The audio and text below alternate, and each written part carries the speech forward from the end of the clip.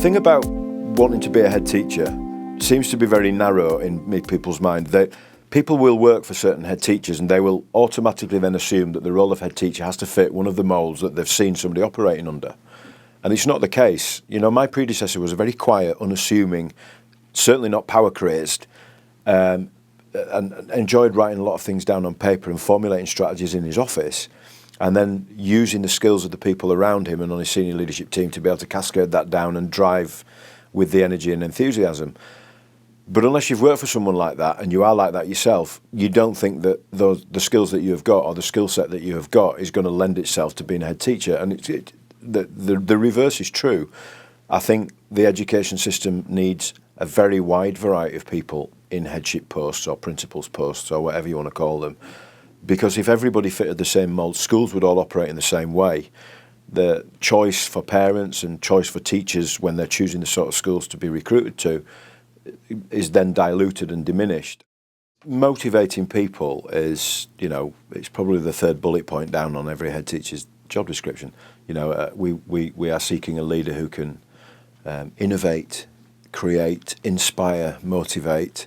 You think, yeah, okay. And the first line in your application form is, I can create, innovate, inspire, all this sort of stuff. But it can become a very trite sort of thing to say, yeah, this is what you've got to say in an interview, this is what you've got to put in your application form. What you've got to do is be able to demonstrate it through deed and word, I suppose, face to face with other people, that you can bring all these attributes to a role.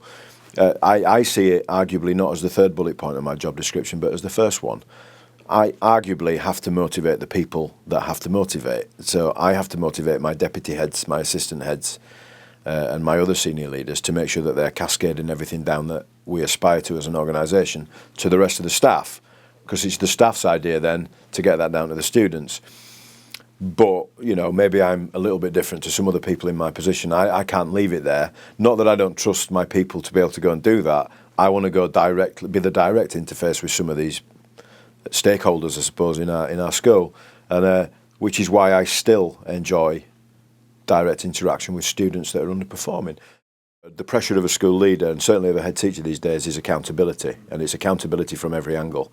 Accountability upwards to my governors, accountability sideways, if you like, to the rest of my senior leadership team, but accountability to the students and the outcomes that they receive, the parents who have got very, very high expectations now, and they've developed those over a number of years as the school's got better.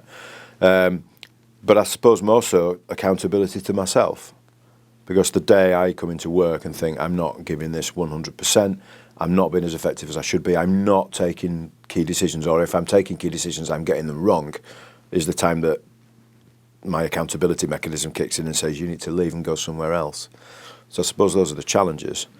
And I think they've intensified as over the last 20 years or so. You know, I remember when I was at school, there was no accountability. Kids turned up, and if they pratted around, they got kicked out. And if they didn't prat around but they didn't work hard, they didn't get good results. But nobody was held to account for that. It was a question of, you know, the success of a school, certainly the one that I went to, was, you know, how many kids do you exclude or suspend, as they used to call it? How many kids get kicked out permanently? How often has the school been burned down? That, you know, if you could say our school's never been burnt down and our behaviour's quite good and the kids are really polite, that was it. That was a good school. But teachers didn't lose their jobs for being ineffective. They weren't put down capability procedures and things like that. The accountability regime has shifted immensely over that period. And to an extent, that's putting people off from coming into the profession. And certainly, from what I'm seeing and hearing from senior colleagues that are at deputy and assistant head level, certainly putting people off being head teacher and wanting to go for the top job. Is once you set your stall out as what your vision and ambition is as a leader, you have to stick to it, because otherwise people think, oh, well, he's just read something that resonated with him and he's changed his mind about how he's going to operate. The day I stop giving kids chances is the day I stop working in this sector. But I do feel that it is my responsibility to model the sort of values and vision that the whole organisation espouses. And if I can't do it and I go, oh, actually, you know, I'm all about being together and being trusting and generous and humble, but I can't be bothered today, the rest of my staff are going to turn around and say, A, you're not doing it, so we're not, and B, we've lost confidence in you as a leader, you might as well do one and go somewhere else. And I very much hold that quite dear. My own personal attributes and actions and interactions should mould what happens in the whole of this environment.